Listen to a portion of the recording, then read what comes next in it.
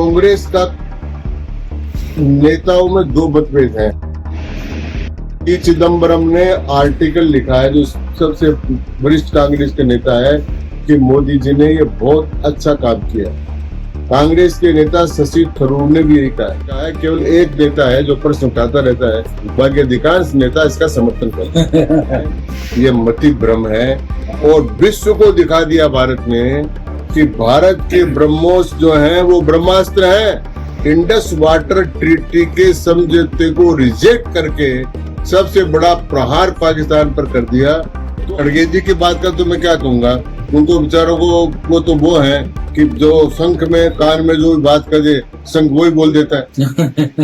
आया हूँ मेरा कि 11 साल है, इसको संपूर्ण टोटल रिवॉल्यूशन का और सर्वोच्च, इसमें सामरिक रूप से, राजनीतिक रूप से, प्रकार से भारत को सशक्त और मजबूत करने का और विश्व में भारत की प्रतिष्ठा स्थापित करने का काम किया है। और उसमें आर्थिक क्रांति भी हुई है, उसमें सामाजिक समरसता की क्रांति भी हुई है, उसमें सांस्कृतिक क्रांति हुई है। तो जो टोटल रिवॉल्यूशन और जो अंत्योदय, ये बातें बार बार कही गई समतामूलक समाज की, उन सब बड़े नेताओं की बातों, विचारकों की बातों को नरेंद्र मोदी ने एक साथ संपन्न करके भारत की दिग्विजय का शंखनाद किया। और ये बात हम आम आदमी तक पहुंचाए कि भाई भारत चौथी अर्थव्यवस्था बन गया, तीसरी अर्थव्यवस्था बनने वाला है। भारत अपने पैरों पर खड़ा है, एक सशक्त और मजबूत राष्ट्र है और भारत सबको समाज समान करने वाला है। ईडब्ल्यूएस के आरक्षण से लेकर 25 करोड़ लोगों की गरीबी को मुक्त करने तक के सारे काम किए हैं। सांस्कृतिक आजादी का शंखनाद किया है, राम मंदिर से लेकर विश्वनाथ बाबा के कॉरिडोर तक किया है। ये सारे काम किए हैं। 50-80 करोड़ लोगों को लगातार अन्न दिया जा रहा है। आयुष्मान भारत में 50 करोड़ लोगों को शिक्षा के अंदर चिकित्सा में कवर किया जा रहा है। नई शिक्षा नीति में शिक्षा को लाए गए हैं। यानी मैंने किसी देश में या भारत में भी आज तक फ्री चिकित्सा, फ्री शिक्षा और फ्री चिकित्सा के साथ जो काम किया अनाज, इसलिए एक और तो भारत स्वर्ण युग की जा रहा है, दूसरी गरीबी उन्मूलन में लगा हुआ है, एक और भारत रक्षा को एक्सपोर्ट कर रहा है, आयु अमृत ताकत के रूप में दुनिया में प्रकट हो रहा है। ये मोदी जी का स्वर्ण काल है और भारत का उदय काल है।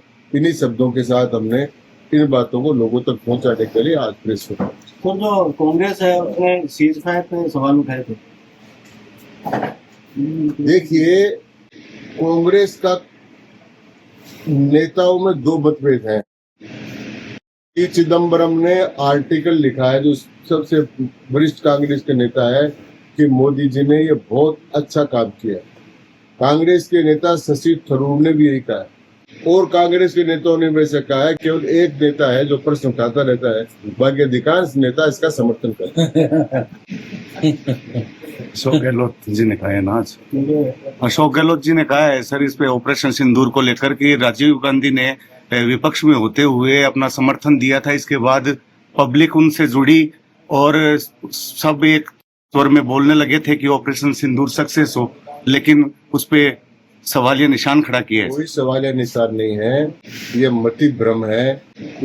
हमने पहले किया कि हमको पाकिस्तान से लड़ाई नहीं करनी, हम आतंकवाद से लड़ रहे हैं। एक हमने तय किया कि जिन आतंकवादियों ने काम किया उनके ठिकानों को नष्ट करेंगे और विश्व को दिखा दिया भारत ने कि भारत के ब्रह्मोस जो हैं वो ब्रह्मास्त्र हैं। जैसे पहले ब्रह्मास्त्र का प्रयोग होता था और कोई बचता नहीं था, उसी प्रकार से ब्रह्मोस का प्रयोग करने के बाद में कोई आतंकवादी नहीं बचेगा, ये दिखा दिया। और ये दिखाने के बाद में जो सबसे बड़ी स्ट्राइक करनी थी जो 71 की लड़ाई में नहीं हुई, जो 68 की लड़ाई में नहीं हुई, जो 65 की लड़ाई में नहीं हुई, वो हमने इंडस वाटर ट्रीटी के समझौते को रिजेक्ट करके सबसे बड़ा प्रहार पाकिस्तान पर कर दिया। आतंकवादियों के खिलाफ, उसमें सफलता मिली। पाकिस्तान ने खुद स्वीकार कर लिया कि हमारा 12 इसको भारत ने तबाह। खड़गे जी की बात का तो मैं क्या कहूंगा, उनको बेचारों को वो है कि जो शंख में कान में जो भी बात कर दे शंख वही बोल देता है। वो तो कांग्रेस के शंख है। सर ट्रंप ने 12 बार यानी कि सीज फायर का कहा है, बोले मैंने भारत पाकिस्तान के बीच में मध्यस्थता कराई है, लेकिन मोदी जी ने एक बार भी नहीं बोला। मोदी जी क्यों बोलते हैं? ट्रंप की बात पर सारे अमेरिका के अंदर ही विद्रोह हो रहा है, तो हम बीच में क्यों पड़े?